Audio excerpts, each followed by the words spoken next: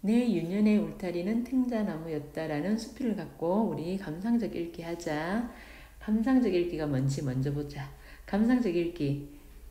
글이 주는 즐거움, 깨달음을 수용하고 내면화하는 읽기 활동이야. 글을 읽고 그게 이제 감동도 받고 즐거움도 받고 하겠지. 그걸 갖다 내면화하는 거야. 자, 앞에서는 뭘 했니? 사실적 읽기, 추론적 읽기, 비판적 읽기 했지, 그지? 그거와는 좀 다른 차원이야. 이런 것들은 인지적 차원이라면 요것들은 글의 내용을 정확하게 이해하는 게 주 목적이야. 근데 감상적 읽기는 글의 내용에 어떤 거 정서적으로 반응하기 위한 정의적 차원의 활동이야. 그게 감상적 읽기야. 그러면 읽기 방법, 공감하거나 감동적인 부분 찾아보면 되겠지. 글의 표현과 내용을 음미하면서 자신의 경험을 떠올려보고, 그리고 공감하면 되겠지. 내면적 공감을 경험하게 한다. 그리고 자신이 감동이 어디에서 온 것인지, 구체적으로 어떠한지를 돌이켜보고 점검한다. 감동적인 부분 찾아보면 되고, 그리고 자, 공감한 부분을 다른 사람과 비교하고 공유해보라는 거야. 그리고 이제 그걸 내면화시키라는 거야. 내면화가 뭔데? 내면화란 글의 내용이나 독서 과정에서 얻은 가치, 태도, 사고, 정서 등을 자신의 것으로 수용하는 걸 내면화라 그래. 그 느낀 걸 자신의 것으로 수용하라는 거야. 별로 어려운 거 아니고. 그 다음 보면 이제 동해 바다 후포에서라는 작품을 갖고 감상적 읽기 하는 방법을 보자. 동해 바다 후포에서 친구가 원수보다 더 미워지는 날이 많다. 친구의 티끌만한 잘못이 그냥 방석이야. 맥방석만하게 그리고 동산산만하게 보인대. 점점 커지지. 친구가 티끌만한 아주 작은 잘못을 했는데 점점 그게 크게 느껴지는 거야. 이렇게 점점 커지는 걸 무슨 법? 점정법. 모일 때가 많다. 이제 친구가 조금만 잘못했는데 내가 속으로 막 저 자식 하면서 이제 점점 더 크게 느끼는 거야. 그래서 세상이 어지러워질수록 그래서 어떻게 된다고? 남에게는 엄격해지고 내게는 너그러워지나 보다. 나는 내 잘못은 어떻게 해요? 그럴 수도 있지 뭐. 이렇게 생각하고 친구의 잘못은 똑같은 잘못을 해도 저 자식 저게 뭐야 이러면서 아주 크게 느껴진다는 거야. 그래서 내가 어떻게 돌처럼 자라지고 굳어지나 보다 하면서 지금 여기 뭐니? 자기 자조적 태도를 보이지. 그치? 자조적 태도를 보이고 자 그리고 나에게는 간대하고 남에게는 엄격한 부정적인 태도를 지금 어떻게 돌아보고 있지? 성찰하고 있고요. 그래서 뭐 한다고? 이때 동해 바다로 가는 거야. 멀리 동해 바다를 내려다보며 생각한다. 널따란 바다처럼 이 바다처럼 너그러워질 수는 없을까? 이렇게 뭘 보면서 동해 바다를 보면서 생각하는 거야. 그러면 동해 바다는 뭐가 되니? 성찰의 매개가 되는 거야. 깊고 짙푸른 바다처럼 감사하고 끌어안고 받아들일 수는 없을까? 동해 바다처럼 너그러워지고 싶고 이 깊고 짙푸른 바다처럼 감사하고 끌어안고 다 받아들이고 싶은 거야. 이런 태도를 무슨 태도? 포용적 태도다 그러지. 다 감사하는 거. 이렇게 되고 싶은 거야. 잘고 짜잘한 자기 마음을 이렇게 넓은 마음으로 바꾸고 싶은 거야. 스스로 억센 파도로 다스리면서 자기한테 엄격한 모습이야. 제 몸은 맵고 모진 매로 채찍질하면서 바다가 자신에게는 엄격한 태도야. 근데 하자는 어때요? 하자는 자신에게는 너그럽고 다른 사람에게는 엄격하지. 근데 바다는 반대야. 그 바다처럼 자신도 그렇게 되고 싶다. 여기와 요 모습은 어때요? 반대되죠, 그죠? 대비되죠, 그죠? 자, 이 작품을 갖고, 자, 이게 시 내용에 공감하게 되니? 이 사소한 일 때문에 친구에게 서운했거나 속상했던 일이 있는 친구들은 이 시 내용에 공감되겠지, 그지? 그러면 자, 자연스럽게 스스로 나도 어떤 사람인가 생각하게 되고 이게 내면화하게 된다는 거야. 공감하게 되면 뭐 하게 된다? 내면화하게 된다는 거고, 그러면 이게 감상적 읽기가 된다는 거야. 이제 본격적으로 내 윤년의 울타리는 탱자나무였다를 보면서 자, 내면화하는 과정을 감상적 읽기 하는 과정을 배우자. 자, 내 윤년의 울타리는 탱자나무였다. 탱자나무가 글쓴이의 성장 과정에서 글쓴이의 성장에 울타리가 되어 주었기 때문에 탱자나무가 울타리가 되어 주었기 때문에 이런 제목을 붙인 것 같아. 보자. 자, 어린 시절 내 손에는 을의 탱자나무 한 개가 지어져 있고는 했다. 이게 이제 중심 소재지, 그지? 중심 소재고 과거 해상의 매개체야. 과거 해상의 매개체고 탱자가 물렁물렁해질 때까지 지고 다니는 버릇이 있었어. 내 손에는 늘 탱자 냄새가 났었다. 이거 수필이야. 경수필이기 때문에 자, 경수필이야. 그래서 되게 쉬워. 내용이 어렵지가 않아. 경수필, 우리 수필의 특징 한번 볼까요? 자, 나온 김에 수필 형식이 있어 없어? 수필의 특징, 수필은 형식이 없어요. 자, 누구나 쓸 수 있어요. 누구나 쓸 수 있기 때문에 쓸 수 있다. 이래서 우리 다른 말로 이걸 대중적인 글이라 그래. 대중적이다. 우리 쉽게 말하면 일기 같은 게 수필이야. 경수필에 들어가거든. 일기, 편지문 이런 것들이 기행문 이런 것들이 경수필에 들어가기 때문에 누구나 쓸 수 있잖아, 그지? 그러니까 대중적이다. 자, 여기 나오는 나는요. 나는 글쓴이야. 왜? 경험을 쓰거든. 자신의 경험을 쓰는 거기 때문에 나는 글쓴이이다. 자, 소재가 다양하다. 그래서 요건 다른 말로 모든 게 내 몸 주변에 있는 모든 것이 수필의 소재가 있어. 될 수 있어. 그래서 요걸 다른 말로 신변잡기적이다. 아이고, 칸이 모자라네. 적이다. 신변잡기적이다. 자, 그리고 내가 내 얘기를 쓰지, 그지? 그래서 개성적이다.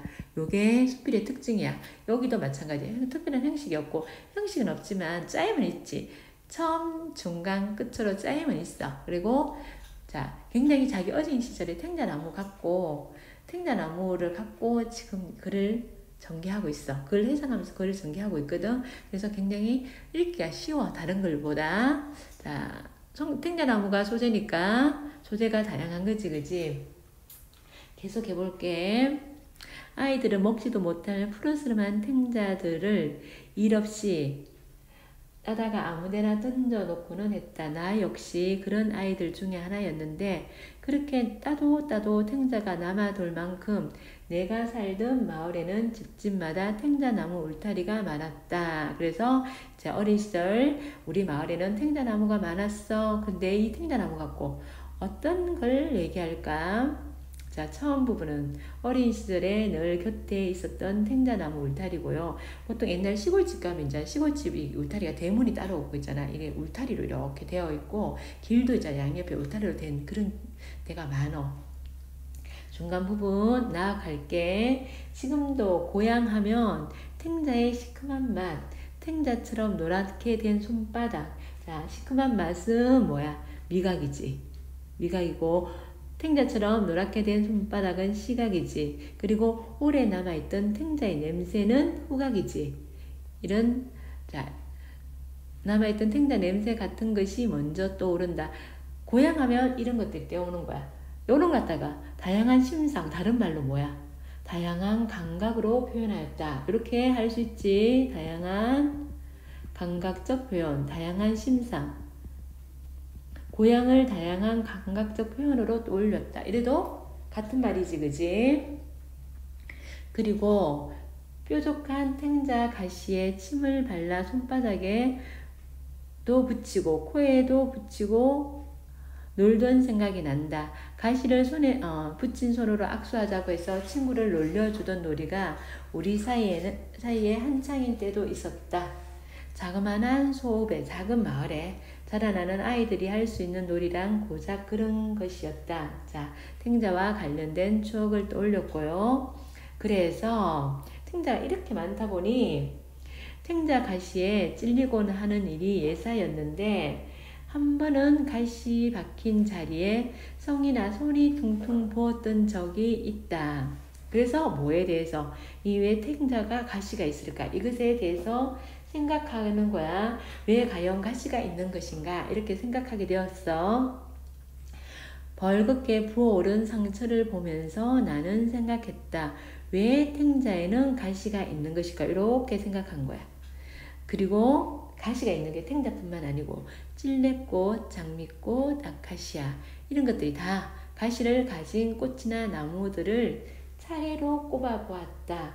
그 가시들에게는 아마 독이 있을 거라고 혼자 멋대로 단정해 버리기도 했다. 그래서 가시에 대해서 어떻게 해요? 부정적으로 생각한 거야. 자, 그런데 거기에 대해서 아버지가 깨우침을 주신 거야. 얼마 후에 아버지는 내게 가르쳐 주셨다.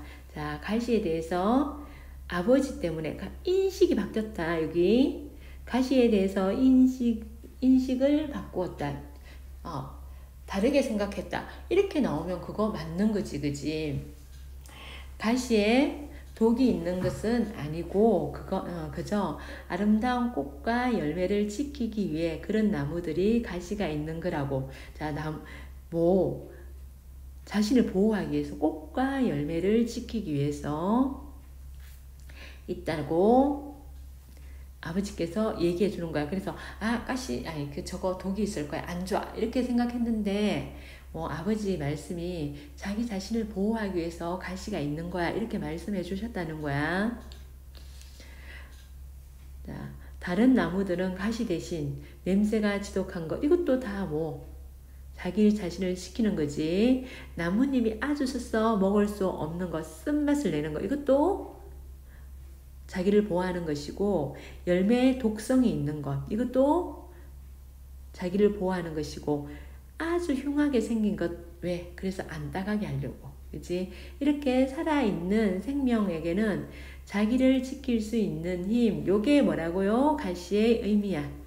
그래서 가시가 있다는 거야. 하나씩 주어져 있다고. 그래서 아버지가 알려주신 가시의 의미고, 그러던 어느 날 탱자 꽃잎을 보다가 스스로의 가시에 찔린 흔적을 발견하게 되었다. 자, 가시가 자기를 보호하고 하려고 있는데 스스로 찔렸네.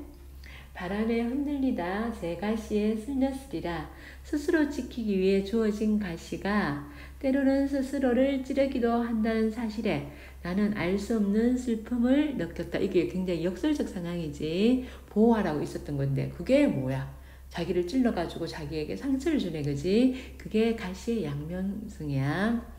그걸 어렴풋하게 느낄 무렵 소업에서의 내 윤년은 끝나가고 있었다. 그러면서 스스로를 찌르는 가시를 보고 슬픔을 느꼈다는 얘기로 어린 시절 이야기가 마무리된다.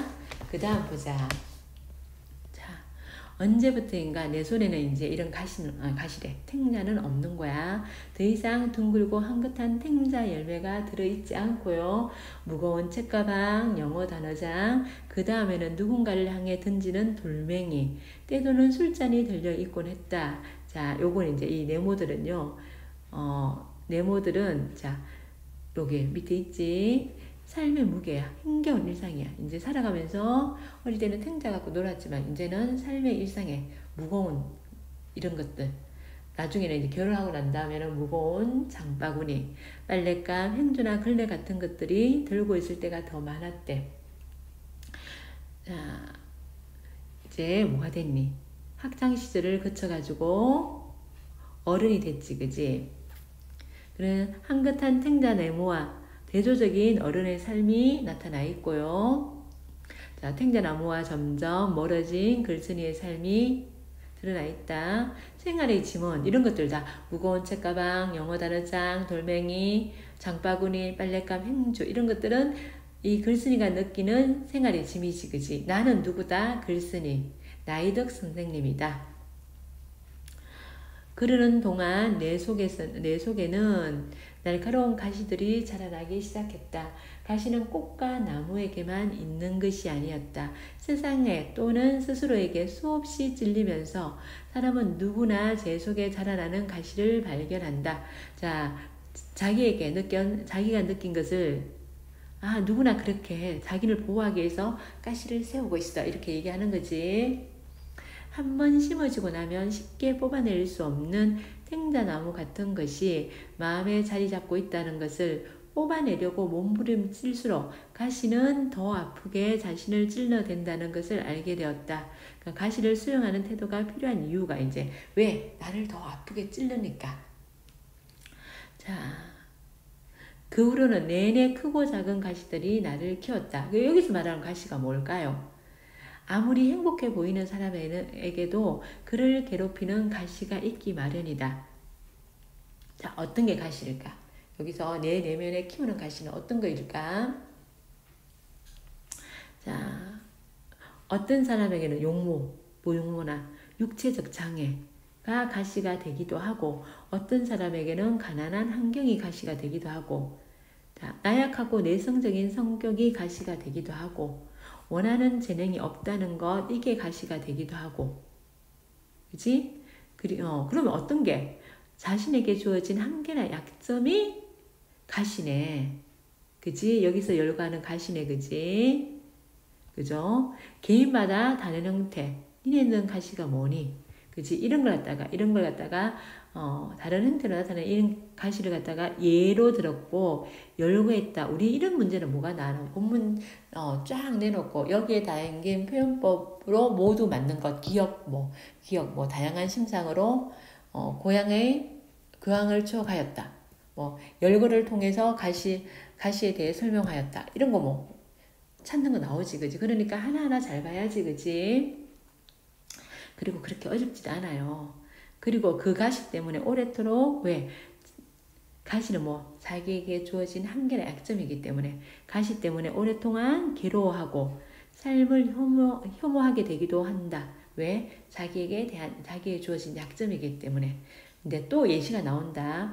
노트레크라는 하가는 부유한 귀족의 아들이었대. 그런데 사고로 두 다리를 차례로 다쳤대. 그래서 다른 사람보다 다리가 자유롭지 못했고 한쪽 다리가 좀 짧아서 그러면 쩔뚝거렸겠지, 그지? 그러면 요게 노트레크에게 가시인 거야. 다리 때문에 비관한 그는 방탕한 생활 끝에 결국 불우한 생애를 마감하는데 그러나 절망 속에서 그림을 그린 거야. 근데 그 그림감은 아직도 남아서 전해진다. 자, 가시로 인한 고통 속에서 이루어낸 게 그림인 거야.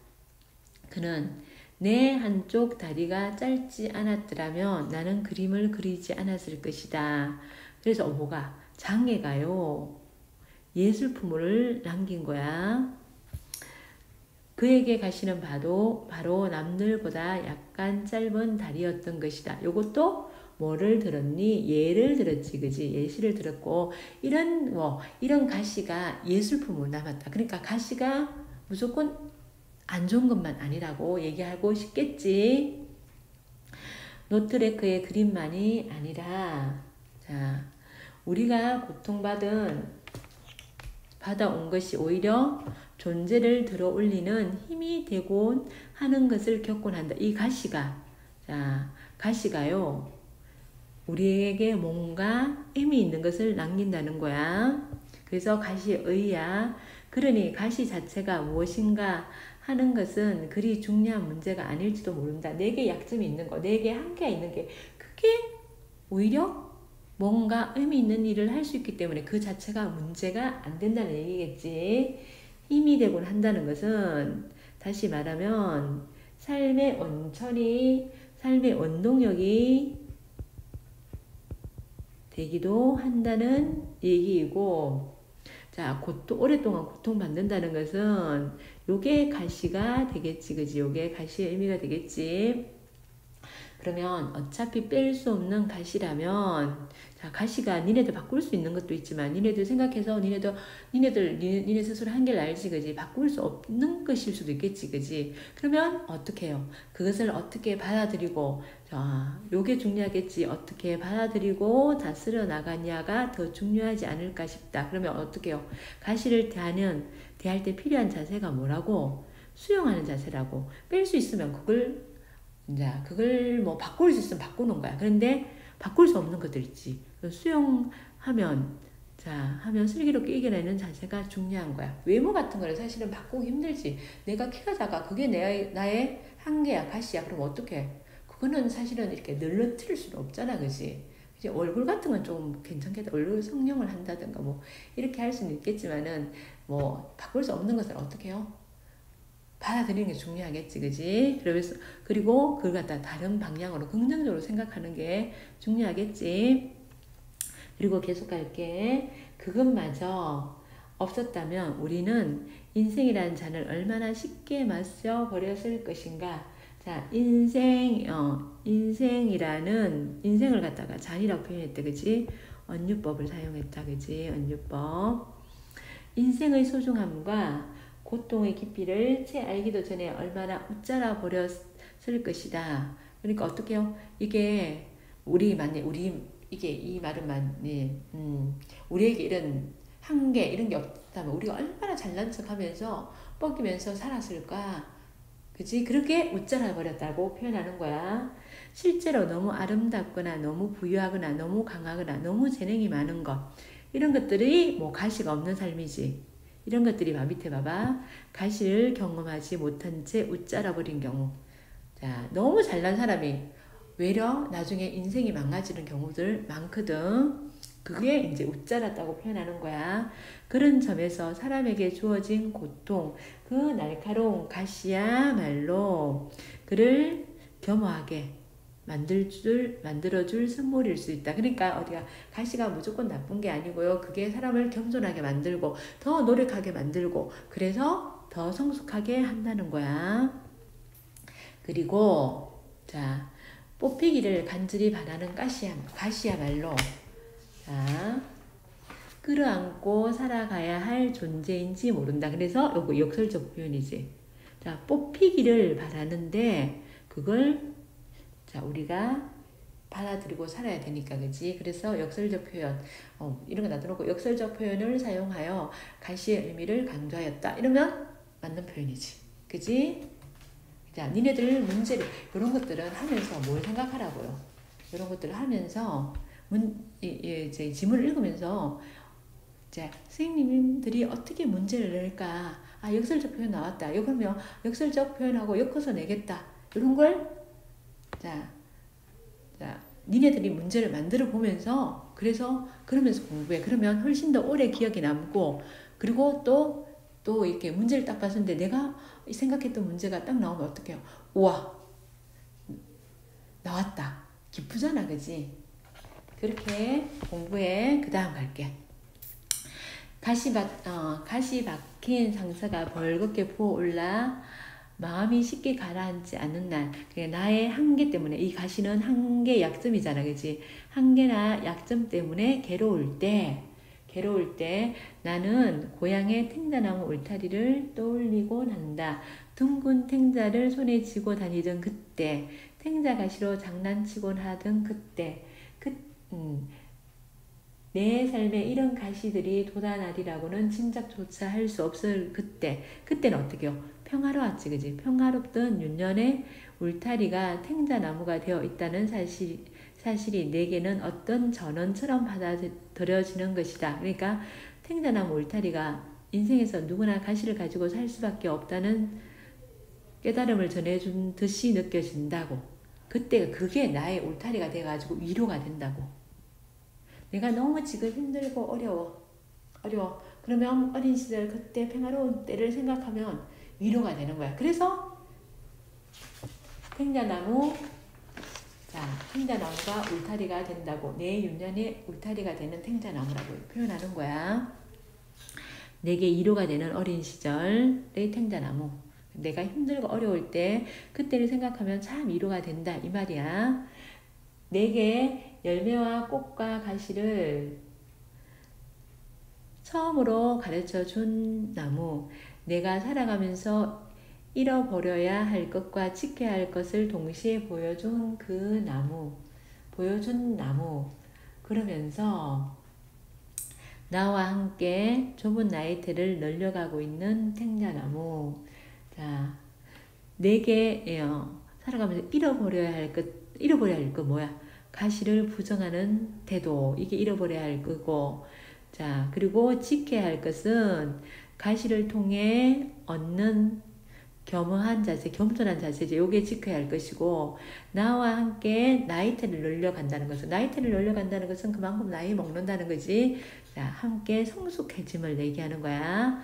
나이를 먹으면서 성숙해지는 걸 얘기하는 거야. 눈앞에 그 짚푸른 탱자나무를 떠올리고 있으면 부어오른 마음이 조금은 가라앉게 된다. 그러면서 위로를 받는다는 거야.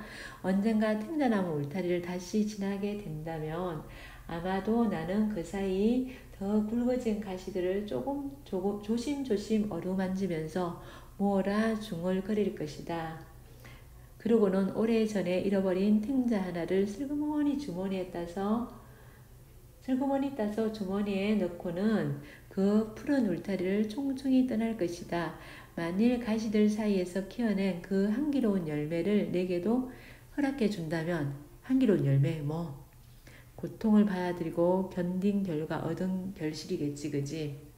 그러니까 탱자나무를 보면서 가시가 필요하다. 가시가 나를 성숙하게 하는구나.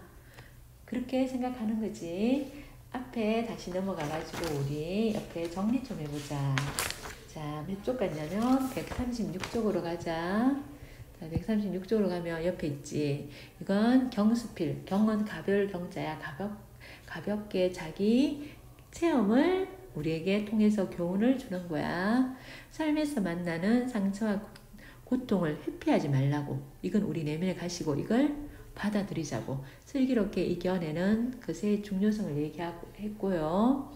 자, 글쓴이의 경험을 토대로 얻은 깨달음을 제시하여 삶의 교훈을 준다란다. 이런 것들이 우리 기억, 보기에서 옳은 것을 모두 찾으면 이런 것들로 잘 나오지, 그지? 핵심 소재인 가시의 의미를 구체적인 예를 통해서 설명하고요. 주제를 제시하기 위해 구체적인 사물, 가시, 탱자나무를 통한 비유를 사용했지. 시간의 흐름에 따라서 글쓴이의 사고, 인식의 변화, 생각이지, 그지? 인식의 변화, 같은 말이지. 인식의 변화를 보여주고 있다. 이거 맞는 말이다, 그지? 자, 밑에는 볼 거 없고요. 뒤로 넘어가가지고. 자, 137쪽에 옆에 기퉁이에 아버지가 가르쳐준 가시의 의미가 뭐냐? 자, 가시는 자신을 보호하기 위한 생명체의 보호장치 혹은 무기를 의미한다고 아버지가 가르쳐 주셨고요. 그 다음에 가면 138쪽으로 가자. 자, 크고 작은 가시들이 나를 키웠다라는 의미. 자, 크고 작은 가시의 의미가 뭐야? 한계, 이런 거지. 고난, 한계, 그지? 삶의 고난이나 어려움을 의미하고요. 이를 부정하고 외면하기보다는 하라고? 수용하고 받아들이면, 수용이나 받아들이는 거나 같은 말이지, 그지? 들이며 삶의 고통을 슬기롭게 이겨내왔다는 것을 의미하고요. 그 다음에 앙리 노트레크에 대한 설명이 나와 있고, 노트레크에게 가시는 육체적 장애지, 그지? 그것 때문에 이루어낸 것은 하가로서의 명성이고,